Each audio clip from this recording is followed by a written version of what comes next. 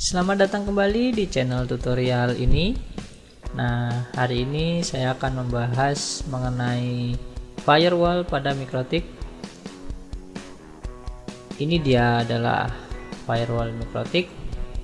Nah, jika teman-teman mempunyai sebuah hotspot, jangan bingung ya jika teman-teman langsung membuka firewall kemudian muncul tampilan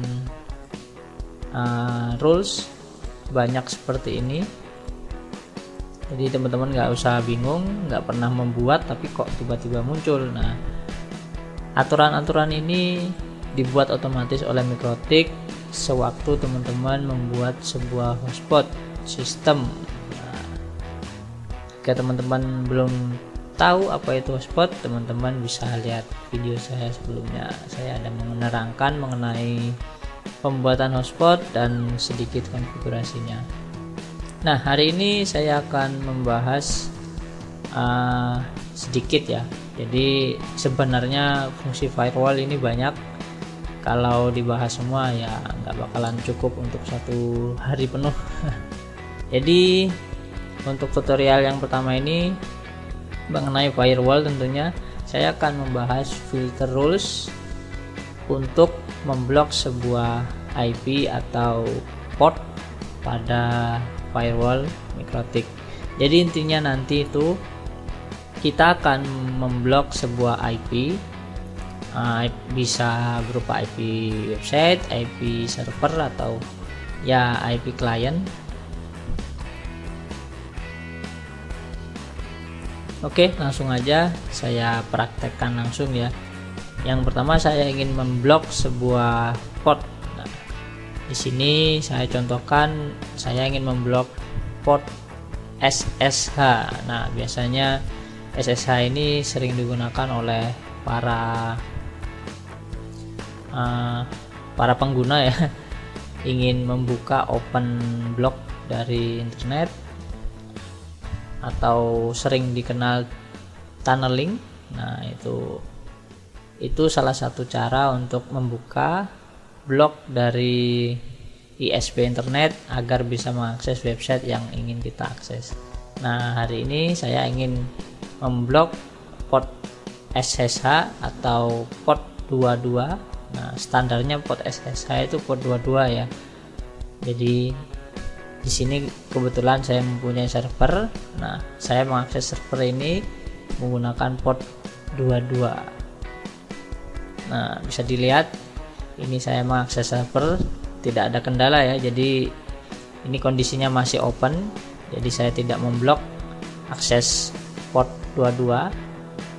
Jadi saya bisa mengakses server saya. Nah, ini saya coba akses ya. Tidak ada kendala dan saya ingin membloknya. Nah, tujuannya ya ini sebagai contoh aja, tidak mesti harus yang diblok itu port SSH 22 atau port yang lain. Teman-teman bisa sesuaikan nantinya. Mungkin untuk port game, nah, mungkin teman-teman sedang mengkonfigurasi Mikrotik di kantor dan tidak ingin ya pegawainya bermain game sambil kerja ya teman-teman bisa memblok port game tersebut. Jadi ya pasti pegawai tersebut nggak akan bisa main. Oke, langsung aja. Di sini kita tambah new rules. Nah, chainnya ya standar forward, kita bloknya dari chain forward. Kemudian protokol ini kita pilih TCP. Nah, kemudian destination portnya kita tujukan kemana. Nah, yang pada kasus ini saya contohkan ke port 22, jadi segala koneksi kemana saja yang menuju port 22 itu akan saya blok. Teman-teman juga bisa memilih interface-nya ya. Jadi contohnya teman-teman hanya ingin memblok satu port, teman-teman ya bisa memilih port yang ingin diblok. Port yang lain pastinya ya akan tetap bisa mengakses. Namun di sini saya ingin contohkan memblok semua port LAN ya. atau interface, semua interface pada MikroTik. Kemudian pada tab action kita pilih drop. Nah, di sini banyak fungsinya ya, tidak hanya untuk memblok sebuah port. Ya, insya Allah nanti kalau ada waktu saya akan membuat tutorial yang lain mengenai firewall ini. Karena kalau dibahas dalam satu video ya teman-teman bisa lihat sendiri, menu di sini begitu banyak. Jika dibahas satu video ya nggak bakalan kelar dalam satu hari. Oke, kita okekan. Nah, di sini akan muncul sebuah rule baru yang sudah kita buat tadi. Nah, langsung aja kita coba akses ya. Jadi saya ini mengakses server saya. Apakah bisa? Nah, dia tidak akan respon. Nah, di sini juga akan terrecord atau tercatat paket yang masuk namun diblok. Nah, ini bisa dibilang paket yang diblok oleh MikroTik. Nah, bisa dilihat saya mengakses server yang menggunakan port 22 itu tidak akan bisa karena sudah diblok atau dibatasin oleh firewall pada MikroTik. Nah, gimana jika saya disable? Nah, saya disable. Kita tunggu server saya reconnect kembali. Nah, itu akan bisa mengaksesnya. Nah, jadi itu tadi cara untuk blok sebuah akses pada port ya. Intinya ya ini protokol, jangan lupa dipilih TCP, kemudian DST port yaitu destination portnya, tujuannya itu ke port mana, kemudian aksinya ya drop. Nah, kemudian saya ingin memblok sebuah IP website ya. Nah, ini kita udah selesai dan saya ingin memblok sebuah website saya. Nah, ini website saya. Kemudian saya ingin memblok website ini namun menggunakan IP. Jadi saya tidak memblok menggunakan domain. Ya, di next tutorial saya akan tutorialkan memblok menggunakan domain. Namun saya ingin memblok IP pada domain ini. Jadi semua domain alamat web yang memiliki IP sama itu tidak akan bisa diakses. Nah, untuk mencari tahu IP ini ya biasa teman-teman harus menggunakan CMD, kemudian ping alamat domainnya. Nah, itu akan terlihat IP-nya. Nah, saya ingin memblok IP ini pada MikroTik. Nah, caranya juga mirip-mirip, kita tambahkan filter baru, chainnya forward. Nah, bedanya di sini kita mengisinya pada bagian DST address. Jadi kita mengisinya pada bagian destination address atau alamat tujuan. Nah, di sini juga berupa IP. IP-nya tadi 188.166.215.215. Oke, kita isi. Pastikan benar. Ya, udah benar. Kemudian actionnya juga drop, kita oke. Nah, ini akan menambahkan satu rule ya yang udah kita buat, dan coba saya refresh.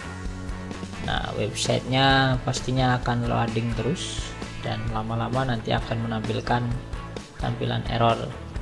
Dan juga akses pada ping ini ke server juga tidak akan bisa, nantinya akan RTO. Nah, ini request timeout ya, atau sering disebut RTO. Itu tandanya akses ke alamat IP ini diblok oleh MikroTik. Nah, namun jika kita mengakses alamat lain itu akan tetap normal. Jadi jika teman-teman ingin memblok sebuah website langsung ke IP-nya ya, jadi langsung ke server pusatnya, teman-teman langsung bisa menggunakan cara ini. Nah, ini saya disable, kemudian saya tes lagi. Nah, itu akan bisa mengakses, dan kita reload, nah juga akan bisa diakses. Oke, yang terakhir saya akan tunjukkan cara blok protokol ICMP. Nah, apa itu protokol ICMP? Protokol ICMP itu adalah sebuah protokol atau jalur yang digunakan oleh ping. Jadi aplikasi ping ini menggunakan protokol ICMP. Nah, mengapa saya ingin blok? Karena protokol ICMP ini bisa disalahgunakan. Nah, teman-teman bisa lihat tutorial anti DDoS pada Mikrotik di video saya sebelumnya. Nah, itu saya ada tunjukin mengapa port ping ini harus ditutup. Karena jika ada pengguna yang nakal ya, ingin menyerang Mikrotik teman-teman, ya bisa-bisa Mikrotik teman-teman itu hang atau kelebihan beban. Nah, jadi di sini saya tunjukkan kembali cara menutup port ICMP. Nah, kita tes terlebih dahulu. Jadi ini kita bisa ping ya. Kemudian saya tambahkan rule baru, forward. Nah, protokolnya teman-teman pilih ICMP. Kemudian actionnya kita drop.